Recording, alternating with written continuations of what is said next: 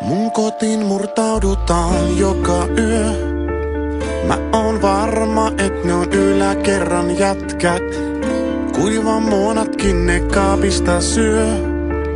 Ja tuhkakuppiin jättää Boston sätkät. Olen kyllästynyt pelkäämään. Siks nukun pistoli mun tyynyn alla. Sitä tottunut on käyttämään. Se mua palveli jo rintamalla. Stalin valtas tänään Helsingin.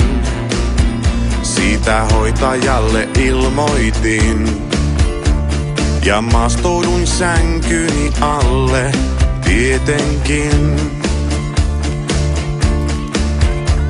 Nyt toi taas uuden pillerin.